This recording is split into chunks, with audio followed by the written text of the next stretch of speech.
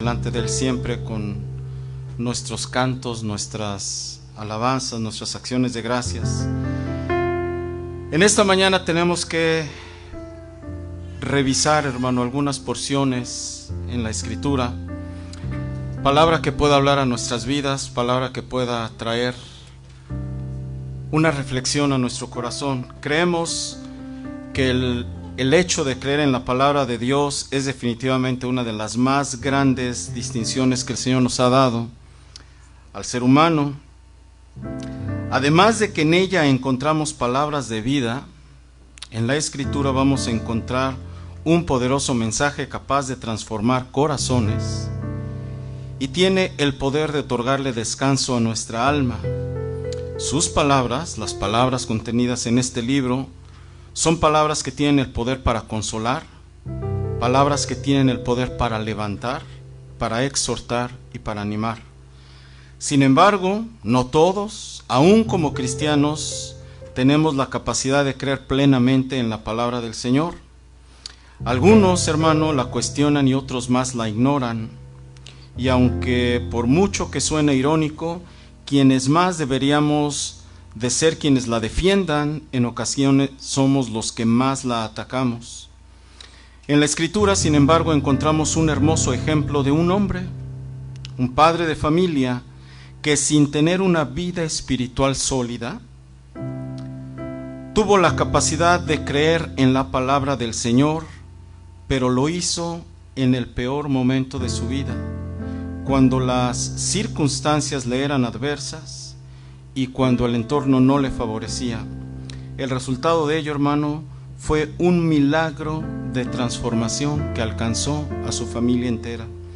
El tema yo lo he titulado El hombre que creyó en la palabra de Jesús, en la palabra del Señor, y está basado en la porción del Evangelio de Juan, capítulo 4. Y yo le quiero invitar, hermano, que usted me acompañe con su Biblia a Juan 4 y vamos a ver desde el verso 43 hasta el versículo 54. Juan capítulo 4, versículos del 43 al 54, si usted lo encuentra, nos podemos poner de pie. Yo voy a dar lectura a estos versículos y al término siempre oramos porque el Señor pueda hablar a nuestras vidas. 2 días después, nos dice la palabra, salió Jesús de allí y fue a Galilea, porque Jesús mismo dio testimonio de que el profeta no tiene honra en su propia tierra. Cuando vino a Galilea, los galileos le recibieron, habiendo visto todas las cosas que había hecho en Jerusalén en la fiesta, porque también ellos habían ido a la fiesta. Vino pues Jesús otra vez a Caná de Galilea, donde había convertido el agua en vino, y había en Capernaum un oficial del rey, cuyo hijo estaba enfermo. Cuando oyó que Jesús había llegado de Judea a Galilea, vino a él y le rogó que descendiese y sanase a su hijo, que estaba a punto de morir. Entonces Jesús le dijo, si no viereis señales y prodigios, no creeréis. El oficial del rey le dijo, Señor, desciende antes que mi hijo muera. Jesús le dijo, ve, tu hijo vive. Y el hombre creyó la palabra que Jesús le dio y se fue. Cuando ya él descendía, sus siervos salieron a recibirle y le dieron nuevas diciendo, tu hijo vive. Entonces él les preguntó a qué hora había comenzado a estar mejor y le dijeron, ayer a las 7 le dejó la fiebre. El padre entonces entendió que aquella era la hora en que Jesús le había dicho, tu hijo vive, y creyó él con toda su casa. Padre amado, le queremos dar gracias hoy en esta tarde hermosa, Señor, una tarde de Shabbat, tarde, Padre, en la cual usted nos concede la grande bendición de poder venir y acercarnos y presentarnos delante de usted, Señor, con nuestras familias para adorar, para cantar, para exaltar su nombre. Cuánto más le agradecemos que nos concede la bendición de abrir este libro sagrado y poder leer a través de esta porción una palabra que edifique nuestras vidas. Sean sus palabras y no las mías, Señor. sea la voz suya y no la voz del hombre la que en este día, a través de los textos que estaremos leyendo, hable a los corazones de quienes estamos aquí y aún aquellos, Padre, que por los medios electrónicos también lleguen a recibir este mensaje. Oramos siempre, Padre, en el nombre sobre todo, en el Shem Gadol de nuestro Adón Yahshua, a quien siempre daremos honra, gloria y alabanza por los siglos de los siglos. Amén, amén, amén y amén. Tome asiento, hermano. Bueno, en esta mañana queremos revisar el caso de este hombre. La palabra del Señor registra a través de esta porción un caso extraordinario, hermano, de un padre de familia que viene, se presenta al Señor en medio de un momento donde la Escritura dice que su hijo estaba a punto de morir. Y la enseñanza, hermano, que nosotros podemos encontrar detrás de este relato es algo que yo oro que nos pueda ayudar, hermano, que como siempre la palabra pueda traer edificación a nuestras vidas. Y lo primero que queremos revisar, hermano, es que lo primero que vemos ahí a partir del versículo 46, los primeros textos, hermano, del verso 43 al 45, nos dice que el Señor, recuerda que en alguna ocasión vimos el caso de la mujer samaritana. El Señor al principio del capítulo 4, si usted ve Juan 4:4, dice: salió de Judea y se fue otra vez a Galilea, y le era necesario pasar por Samaria. Recuerda que ya vimos cuando el Señor recorrió aquella zona, se quedó 2 días allá en Samaria, pero aquí en el versículo 43 nos dice que él continuó su viaje hacia Galilea. Y al llegar a Galilea, un hombre que vivía en Capernaum, que es este padre, es el que viene y se acerca y le pide al Señor que sane a su hijo. Bueno, datos que queremos empezar, hermano, a revisar hoy en esta tarde. Verso 46. Vino pues Jesús otra vez a Caná de Galilea, donde había convertido el agua en vino, y había en Capernaum un oficial del rey cuyo hijo estaba enfermo. Datos que nos van a servir, hermano, para nuestra enseñanza. Distancia entre Caná y Capernaum. La distancia aproximada, hermano, son 40 kilómetros. No es una distancia muy grande, son 40 kilómetros que de acuerdo a la aplicación que uno le puede dar ahí en el teléfono, aproximadamente, hermano, son 7 horas caminando. Es decir, es una distancia que, si bien es cierto, nos llevaría gran parte de nuestro día, pero es una distancia finalmente que uno puede recorrer en una sola ocasión. Así que nos dice la Escritura que vino el Señor a Caná, y un hombre en Capernaum nos dice que era un oficial del rey. Aquí resulta muy interesante, hermano, el dato que nos da la Escritura, porque cuando dice que era un oficial, ahí me llama la atención que el traductor de la Biblia subtituló la porción como Jesús sana al hijo de un noble, pero en el recuento no dice que era noble, dice que era un oficial del rey. Pero el problema, hermano, es que el vocablo en el griego es basílicos. No tengo la pantalla, pero el vocablo en el griego nos dice que pertenecía a la nobleza. Entonces es correcto. La traducción del subtítulo en la versión Reina Valera dice Jesús sana al hijo de un noble. Y sí, el vocablo griego para un oficial, el vocablo oficial es basílicos, y significa que pertenece a la corte del rey, o pertenece a la realeza, o es un noble. Entonces lo primero que quiero resaltar en esta tarde es que este hombre pertenecía a la clase alta. Si está en la corte del rey, ¿con qué gente se codea?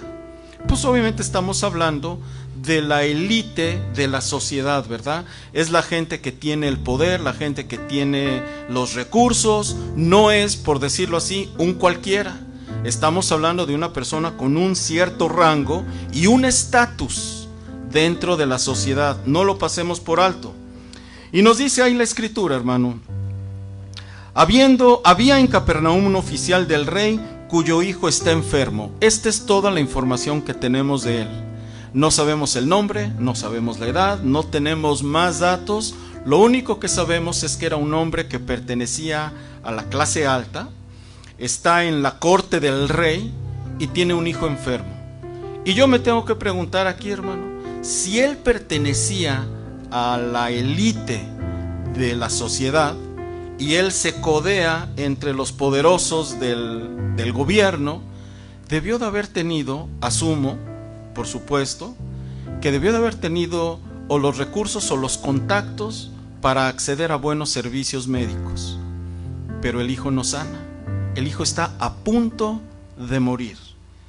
Y nos dice en el versículo 47, cuando oyó que Jesús había llegado de Judea a Galilea, vino él y le rogó que descendiese y sanase a su hijo, que estaba a punto de morir.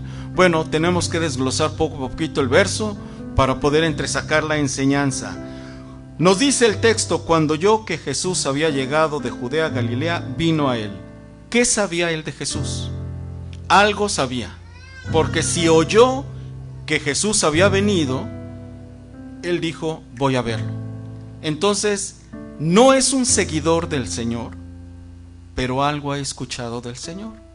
Entonces, él está en su ciudad, Capernaum, tiene un problema, su hijo está enfermo, y de repente oye que el Señor viene. Y esto me llama mucho la atención, hermano, porque algo debió de haber sabido del Señor, pero yo le voy a dar mi opinión, esto es una opinión personal, de lo que yo encuentro en todo esto. Dice que cuando yo vino a él y le rogó que descendiese y sanase a su hijo. Dato que yo tengo que resaltar, hermano. El saludo, así lo puse yo en mis notas, el saludo de este hombre al Señor. No hay, no encontré. Le voy a decir lo que sí encontré. Nicodemo, cuando se acerca y busca al Señor, le llamó maestro. La mujer sirofenicia, incluso Bartimeo el ciego, cuando buscaron al Señor, se dirigieron a él como Jesús, hijo de David. Jairo, cuando llegó delante del Señor, se postró delante de él y le rogó que fuera y sanara a su hija. De este caso no hay registro ni de saludo, ni de alguna actitud pues que reverenciara al Señor. Y yo en mis notas puse, ¿será que porque era noble no estaba acostumbrado a ello? No lo sé. Insisto, estoy asumiendo cosas que la Escritura no dice, pero no registró ningún saludo, ningún reconocimiento.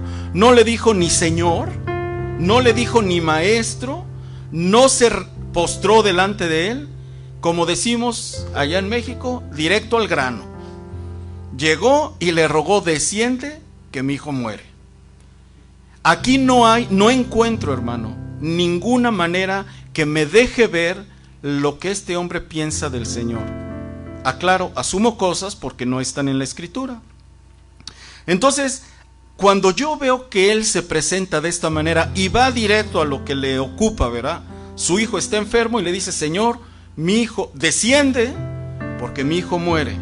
Entonces, yo apunté aquí, hermano, en mis notas, la petición que le hace, ¿cuál es? Si usted lo lee, hermano, el texto, ¿cuál es la petición que le hace? Hay dos peticiones. La primera, desciende. La segunda, sana a mi hijo. ¿Lo puede ver usted ahí? Es una necesidad con dos peticiones. Si usted lo quiere apuntar así en sus notas, tiene una necesidad, pero pide dos cosas: desciende y sana. No lo pierda de vista. No lo pierda de vista, porque esto es parte de la enseñanza. Entonces él llega y le dice, Señor, desciende, primera petición. Segunda, sana a mi hijo.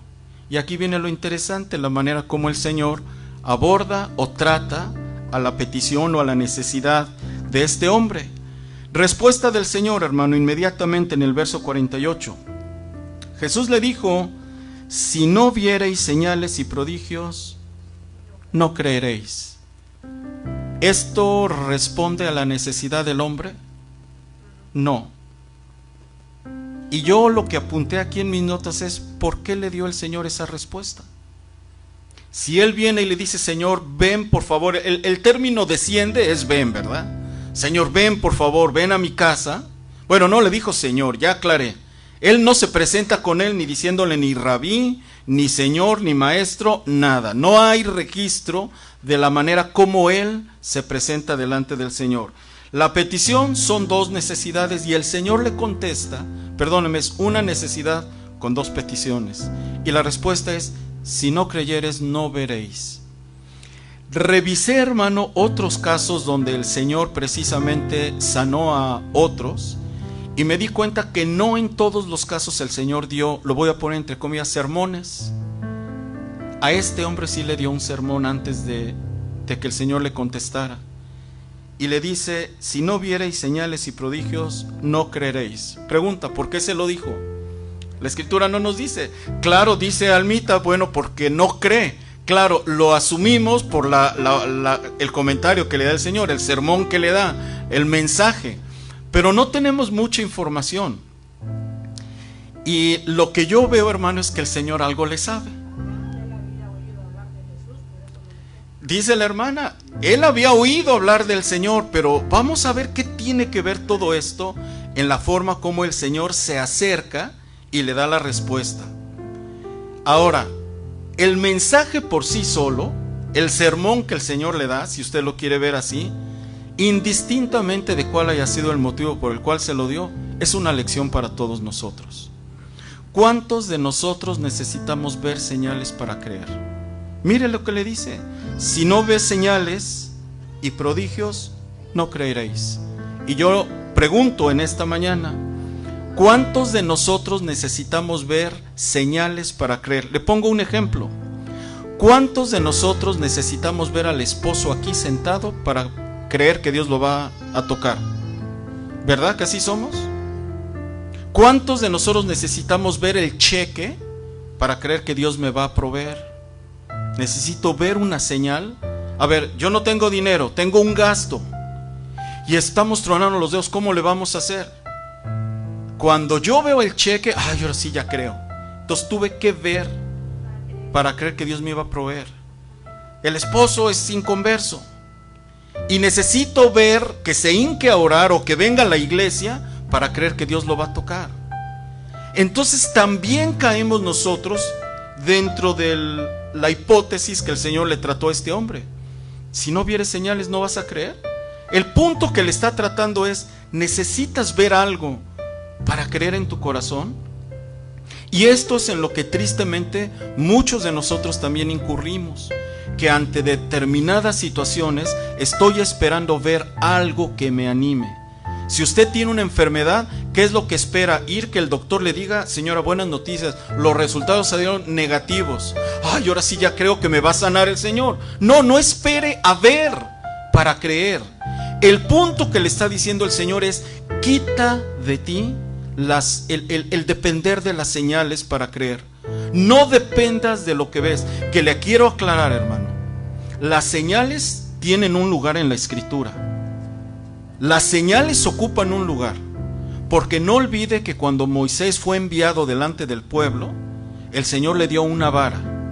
Recuerda, y que le dijo, avienta la vara y se va a convertir en serpiente. Y después, ¿y para qué se lo dijo? Si no te creyeren a la primer señal, te creerán a la segunda. Entonces, sí, las señales tienen un lugar. Por algo el Señor dio señales, pero lo aclaro, al bebecito espiritual, sí, una señal le ayuda. Pero a los que ya tenemos tiempo en el Evangelio, no debemos de depender de ello, porque también dice, por fe andamos y no por vista. No debo de depender de la señal. Es cierto que para el que no tiene vida espiritual, para el que no está acostumbrado a ejercer la fe, a ejercitarla, perdóneme, él sí necesita ver algo para entonces creer. Eso me hace pensar que este hombre no tenía vida espiritual. Por eso en la introducción de mi mensaje dije, encontramos a un padre que sin vida espiritual le creyó al Señor en el momento más adverso de su vida. Y este hombre sí necesitaba ver algo para entonces creer. Y aquí viene, hermano, una parte interesante. Siguiente versículo. ¿Cuántas peticiones tenía? 2. ¿Cuál era? Desciende y sana. Muy bien, no lo pierda de vista, hermano. Cuando el Señor le da el sermón y le dice, si no vieres no vas a creer. Respuesta de este hombre: el oficial del rey le dijo: Señor, desciende antes que mi hijo muera. ¿Cuántas peticiones le había hecho la primera vez? 2. La primera era desciende, la segunda sana. Y en este caso, ¿en dónde hizo el énfasis? En la de desciende. Ya no le dijo sana, sino se enfocó en desciende. Ojo. Bueno, sí, le dijo Señor, pero aquí el punto a donde voy: de las 2 peticiones, insistió en la primera, desciende. Ahora, déjeme hacerle aquí detenernos. Déjeme regresar al punto donde usted tiene una necesidad. Entonces, mi oración al Señor, ¿cuál es? Señor, que me autoricen el préstamo para pagar la deuda. Fíjese cómo oramos, Señor, que me autoricen este crédito para comprar acá mi coche. Y en la siguiente ocasión ya no le digo que me dé un coche, sino nada más que me autoricen el crédito. Señor, que me autoricen el crédito. Es lo que está haciendo este hombre. Tiene una necesidad, ¿cuál es? Que su hijo sane. ¿En dónde hizo énfasis? En que descienda. Igual yo tengo un problema económico. Ya mi petición no es Señor, provéeme, sino Señor, que me autoricen el crédito. Ya no es que mi esposo crea, sino que mi esposo venga a la iglesia. ¿Sí me explico a dónde vamos? Tengo una necesidad y se la presento al Señor con 2 peticiones. Entonces me enfoco en las formas y me olvido del fondo. Que venga esta noche mi esposo a la reunión. Y ya no le estoy pidiendo que se arrepienta. Ya no, el punto no es Señor, provéeme de un coche, sino que me den un cheque. Y este hombre se enfocó en la petición de forma. Ven, desciende. ¿Cuál es la respuesta que el Señor le da? Pues nos vamos a sorprender, hermano. Dele vuelta a la hoja, hermano. Y la respuesta que le está dando aquí es: ve, tu hijo vive. Le respondió a sus 2 peticiones. La primera, no voy.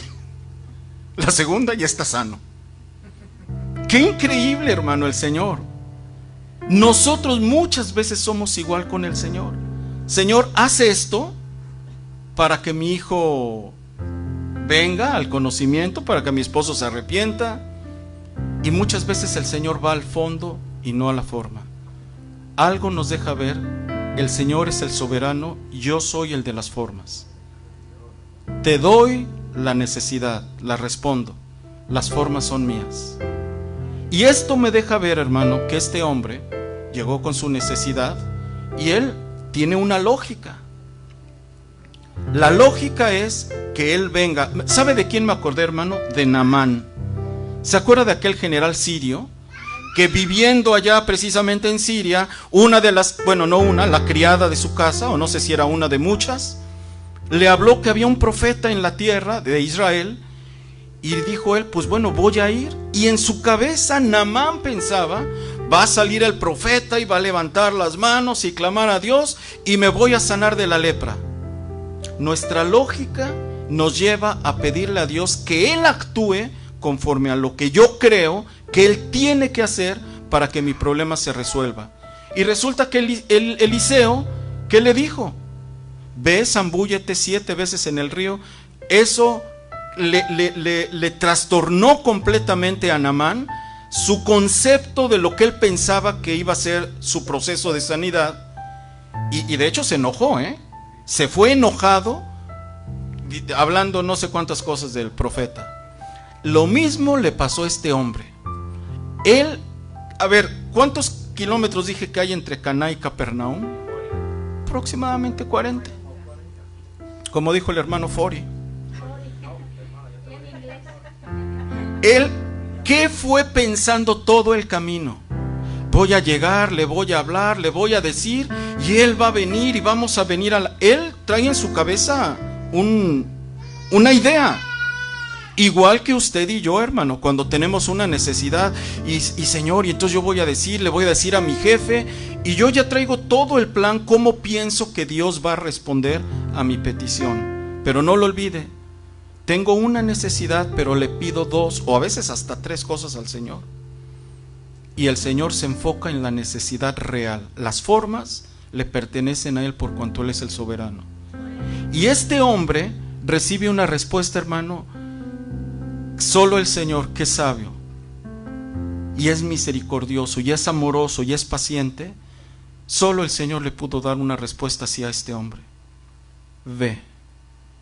Y yo apunté en mis notas, hermano, ¿lo habrá abandonado el Señor? Porque él esperaba que regresara el Señor con él. Y el Señor le dijo: no, tú ve. Y aquí es donde viene algo, hermano, sorprendente. El hombre creyó. Y la única manera que yo puedo, hermano, hacer para entender lo que este hombre vivió es ponerme en su lugar.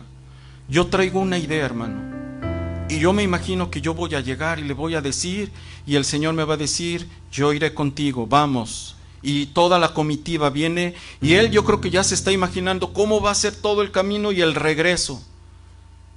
Pero cuando llega y le dice: Señor, ven, desciende y sana a mi hijo, el Señor nada más le dice: ve, tu hijo vive. ¿Qué impacto tuvo esa palabra para haberlo hecho cambiar completamente su plan? Y creyó. Tan creyó, hermano, que por favor subraye al final del verso 50: y se fue. Es decir, un instante antes estaba insistiéndole: Señor, ven, te ruego, ven. Pero cuando el Señor habló la palabra, tan creyó que se dio la vuelta y se fue. Esto es algo, hermano, esto es sorprendente. ¿Qué pasó en ese hombre? Lo único que pude apuntar en mis notas es el poder de la palabra.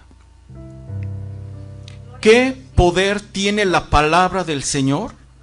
Que un hombre en necesidad, angustiado, preocupado, asumo que por ser de la nobleza tenía buenos médicos, tenía buenos medicamentos, debió de haber tenido acceso a buenas oportunidades para que alguien hiciera algo por su hijo. Su hijo está desahuciado, porque si perteneciendo a la nobleza nadie lo ha podido sanar, este hombre viene como que echando la última oportunidad que tiene. Y el Señor le dice: ve, tu hijo vive. Qué tan poderosa es la palabra del Señor, que bastó decirle que eso solito fue suficiente para que él creyera y se regresara. Yo le quiero dar un testimonio, hermano, de lo importante que son las palabras. Las sabemos, la vida y la muerte están en poder de la palabra. Si en la palabra de un hombre puede haber poder, en la palabra del Señor es inimaginable el poder que hay. En mi época, hermano, de abogado en México, en un juicio, por una cuestión técnica, la contraparte me demandó a mí en lo personal para meterme a la cárcel. Pues yo estaba en mi casa y de repente llegan y me notifican una demanda. Y no le di importancia. Cuando fui a ver al abogado especialista ahí en la compañía, me dijo: licenciado, está en un problema. La condena por este delito, que se llama falsedad de declaraciones ante una autoridad en México, está sancionada de manera que usted no alcanza la fianza y usted puede ir a la cárcel. Y sube en ese momento la sangre y me di cuenta de la seriedad. Preparamos toda la defensa y obviamente yo clamé al Señor, pero no se me olvidan las palabras de un amigo mío.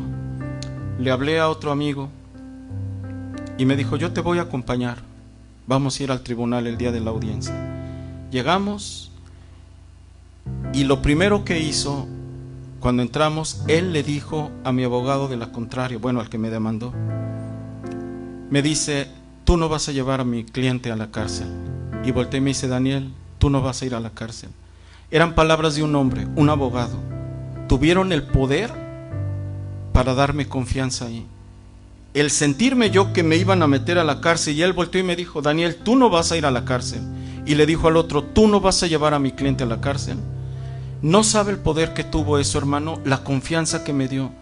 Y eran palabras de un hombre, y impío, tomador y lo que usted quiera. Y tuvo el poder, hermano, de infundirme en ese momento confianza. Cuánto más las palabras del Hijo de Dios, que volteó y le dijo a este hombre: ve, tu hijo vive. Y en ese momento cambió todo su escenario y tuvo tanto poder esa palabra que se dio la vuelta y se regresó. Y yo tuve que apuntar aquí en mis notas, hermano, ¿cuántos kilómetros estamos dispuestos a caminar con una palabra? Este caminó 40. Bastó que el Señor le dijera: tu hijo vive, y aguantó esa palabra para aventarse 7 horas. Es una eternidad, hermano. Cuando usted va esperando que Él venga con usted y el Señor lo manda con las manos vacías, no le dio nada, solo una palabra: ve, tu hijo vive, la creyó y caminó 40 kilómetros, 7 horas. ¿Qué pasó por su cabeza? ¿La habré regado? ¿Debí de haber pedido una señal? Algo, no sé. 7 horas, hermano, es mucho para caminar, pero la palabra que el Señor le había dado fue suficiente. ¿Cuántas horas podemos caminar con una promesa que Dios le dé? El Señor le dijo a Abraham: te voy a dar un hijo, y Abraham caminó no 7 horas, hermano, 20 años. Solo porque el Señor le dijo a Abraham: sal de tu tienda, mira el cielo, mira las estrellas, así será tu descendencia. Y aquel viejito le creyó a Dios. ¿Sabe cómo le llamó el Señor? Mi amigo Abraham. Qué importante es creerle al Señor. Y ese hombre que ni le conocía, ni se acerca con él de una manera como hubiéramos nosotros esperado de otra persona, le dijo el Señor: tu hijo vive, y le creyó. Piense un segundo, hermano, ¿cómo se siente honrado nuestro Dios que nos diga algo y yo le creo? No tengo el cheque en la mano, no tengo los resultados del laboratorio, no tengo el reporte del abogado, pero yo le creo. Sí, Señor, yo sé que usted me va a dar, usted me va a proveer, usted me va a sanar, usted me va a sacar de este problema. Honramos al Señor. Y este hombre, sin saberlo, lo honró como nunca antes lo había hecho, y regresó.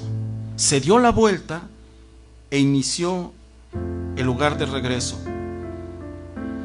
Santiago 2:17: no lo busque, la fe sin obras es muerta. Este hombre creyó y caminó 7 horas. Si yo digo que creo, también tengo que caminar por la vida teniendo la certeza que Él cumplirá lo que ha dicho. Y todos nosotros tenemos promesas de parte de Dios.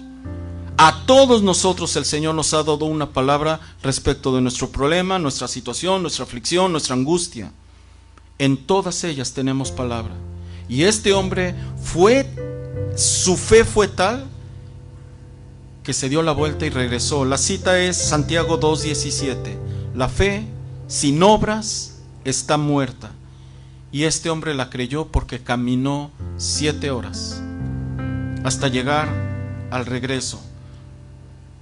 Todo ello, hermano, me deja ver, en mi opinión,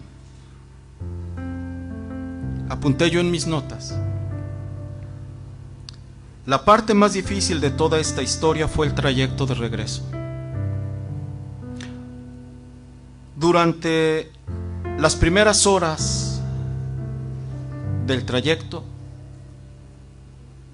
él tiene una idea, una esperanza: el Señor va a venir conmigo. En la segunda etapa, la situación ya cambió.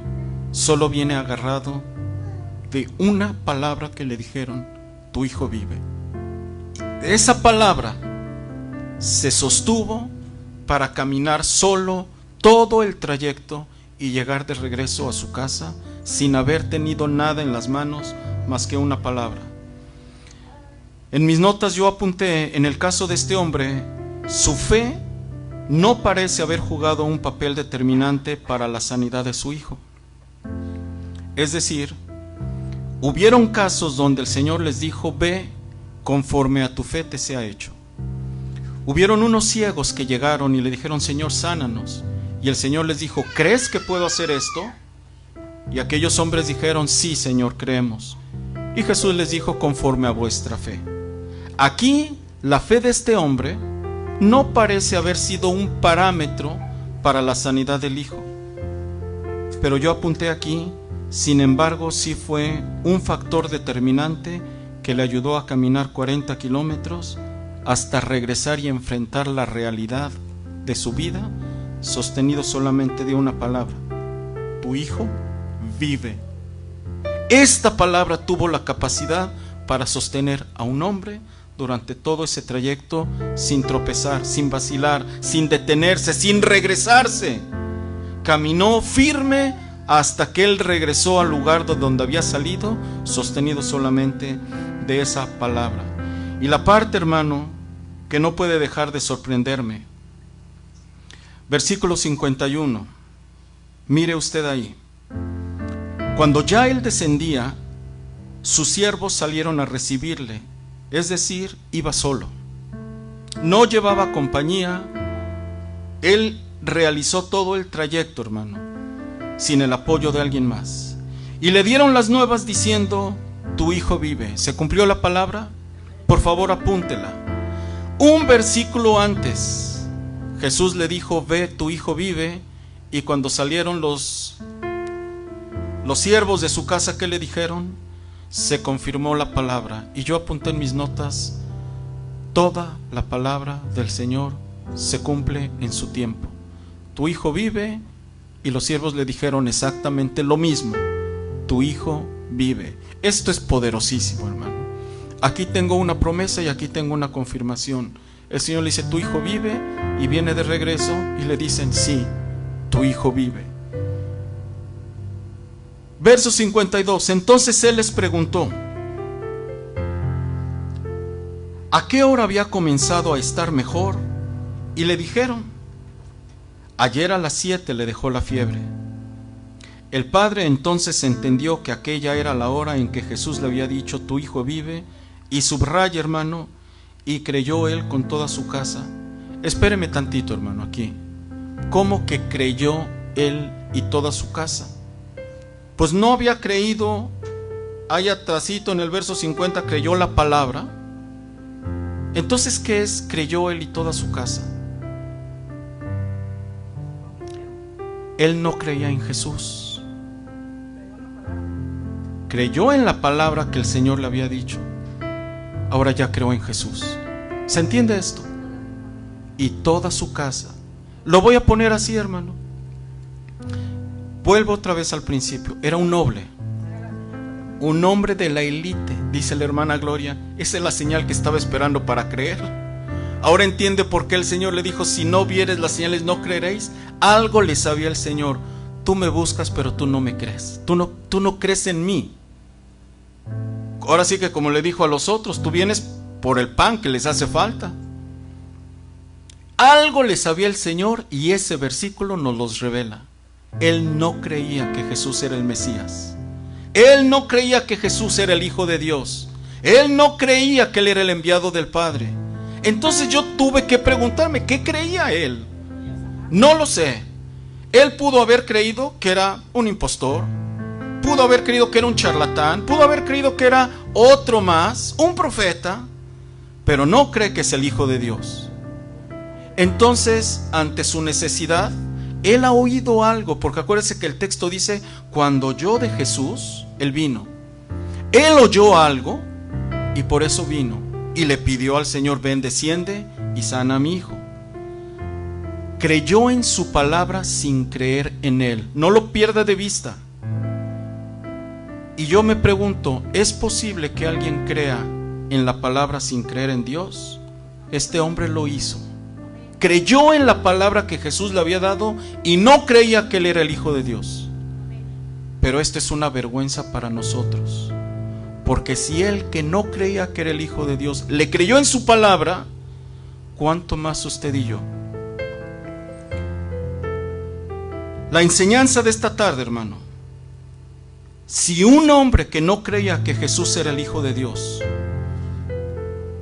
tuvo la capacidad para creer en su palabra en el momento más adverso de su vida y lo honró a lo sumo al creer en ella, ¿cuánto más nosotros que sí creemos que Jesús es el Hijo del Dios Altísimo, que es el Verbo hecho carne, que creemos que Él es el Cordero de Dios que quita el pecado del mundo, que Él es el Alfa y la Omega, el principio y el fin, el primogénito de toda la creación, el amado de las naciones, el príncipe de paz, la estrella de la mañana? Jesús es el buen pastor, el único camino al Padre. Él es la rosa de Sarón, Él es el lirio de los valles, Él es el todopoderoso, el león de la tribu de Judá, Él es la resurrección y la vida, y Él es el Rey de reyes y Señor de señores, y sobre todas las cosas es mi Señor y mi Salvador personal. Pero un hombre que no creía nada de esto, le creyó en su palabra y va delante de nosotros, que sí creo que Él es el Hijo de Dios,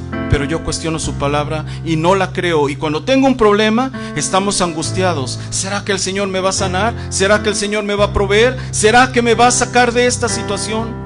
Y un hombre que no creía en Él, le honró y le dijo: tu hijo vive, y le creyó y caminó. Y yo que sí creo que es el Hijo del Dios Altísimo, no camino. Estoy todavía: Señor, deme mi cheque. En lugar de confiar en la provisión, le sigo pidiendo la segunda petición. Y no lo olvidemos, Él es el soberano. Él decide cómo. No, esa parte no, a mí no. Yo no le tengo que decir a Él cómo le haga. ¿Cómo se va a convertir el esposo? No sé. Esa es la parte que a Él le corresponde. ¿Cómo es que yo le quiero decir cómo me resuelve el problema? Mi cabeza es muy pequeña y olvidamos que mis caminos no son sus caminos. Y así como son más altos los cielos que la tierra, son sus pensamientos más altos que los míos. Entonces yo no le puedo decir al Señor cómo, pero tengo que creer que sí lo va a hacer.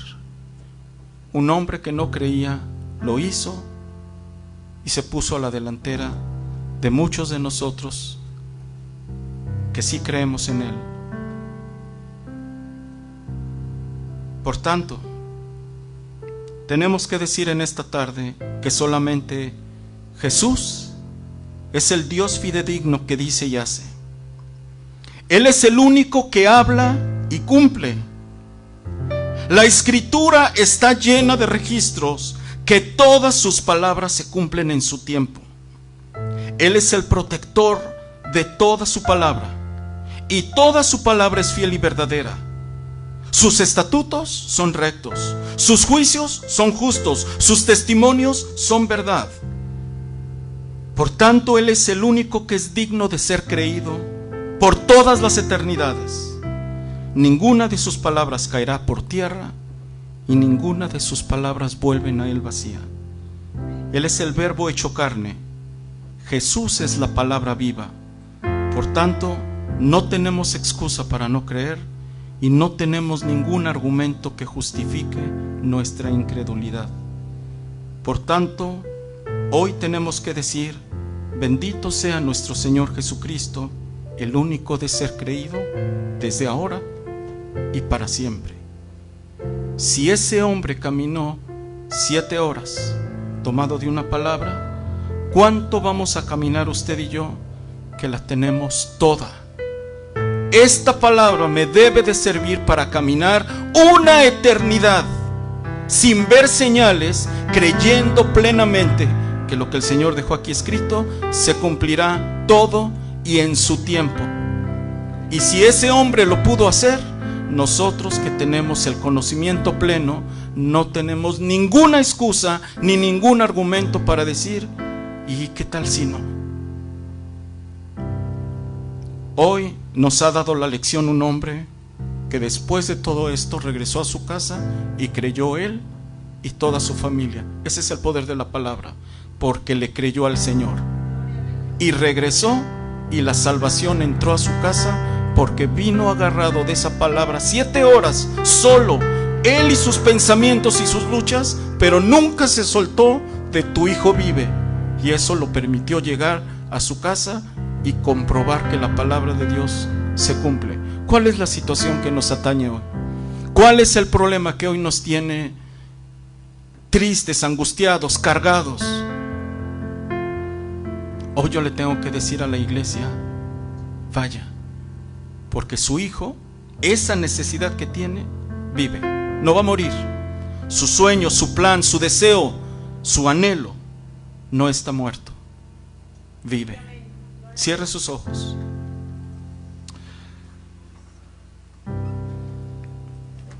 Padre amado, qué lección tan importante quedó registrada en esta porción del Evangelio. Asumimos muchas cosas porque no tenemos más información. Pero ¿quién era este hombre, Señor? ¿Cómo vivía? Posiblemente él confiaba en riquezas, él confiaba en la ayuda del hombre, del rey. Pero usted lo expuso como nunca, lo desarmó, Señor, completamente. Y le dijo: tú ve. Pero le dio una palabra, Señor, suficiente para caminar todo el trayecto de regreso.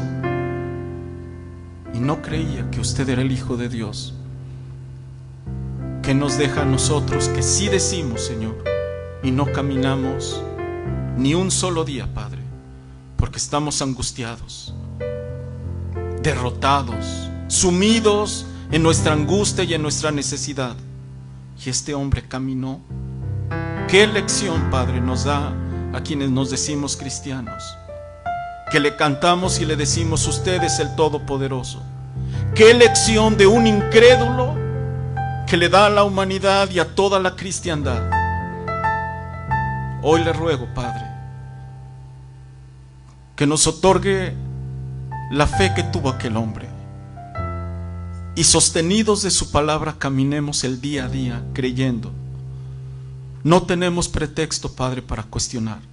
No hay argumento que valga, Señor, que justifique nuestras dudas, nuestras angustias, nuestras tristezas. Yo ruego, Padre, que su Espíritu Santo nos ayude a volver a abrazar la totalidad de su palabra y creerla. El cielo y la tierra pasarán. Su palabra no, Señor, permanece. Le dio la fuerza para que un hombre caminara 20 años, Señor, caminar solamente agarrado de una palabra. ¿Qué poder puede haber en la palabra, Señor, que sostuvo a Abraham, que lo sostuvo durante 20 años, hasta que vio, Señor, la promesa cumplida y la abrazó en sus brazos? Este hombre también la vio y la pudo abrazar, Señor, y regresar y entrar, Señor, él y su casa al conocimiento suyo. Hoy queremos levantarnos ante usted, Padre, y pedirle perdón por cuestionar, por dudar, por creer, Señor, que usted nos olvida y que nos abandona, por siquiera pensar, Señor, que no escucha la oración. Perdónenos, Señor. Y también aprendemos algo. Usted es el de las formas. Usted decide cómo resuelve, Padre, en su misericordia, nuestra necesidad. Hoy aprendemos, Padre,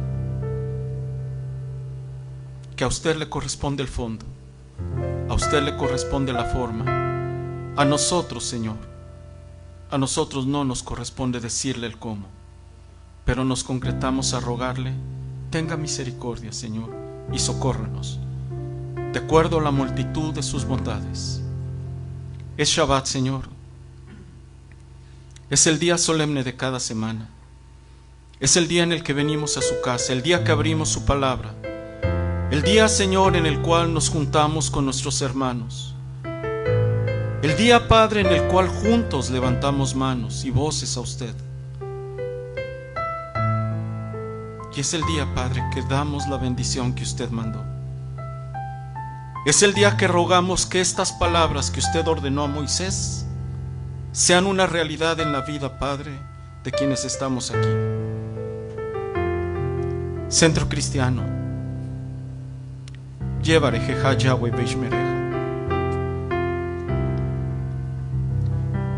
Yevarejeja Yahweh.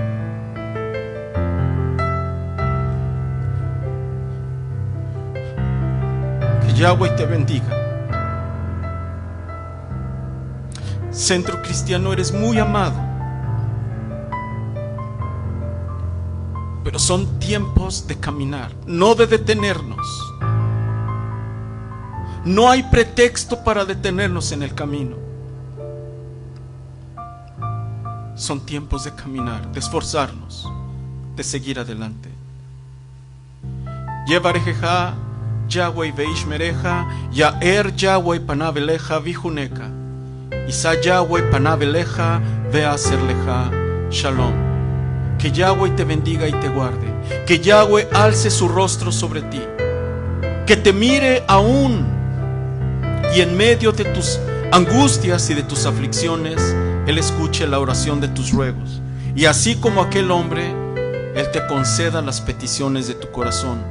Que te mire desde las alturas y te reconozca. Que extienda a ti su cetro de justicia. Que te llame por tu nombre. Que te ponga vestidos nuevos, anillo en tu mano y calzado en tus pies. Que el Señor nos sea propicio en el día que a Él clamemos. Que tenga de nosotros misericordia y sobre todas las cosas, Centro Cristiano, que ponga en ti paz. Que la paz de Él sobrepase todo entendimiento y nos guarde hasta la venida de nuestro Adón Yahshua, de nuestro Señor Jesucristo, a quien siempre daremos honra, gloria, alabanza por los siglos de los siglos. Y el pueblo de Dios dice: amén, amén, amén, amén y amén. Que el Señor nos bendiga. Vayamos, hermano, ya sabe.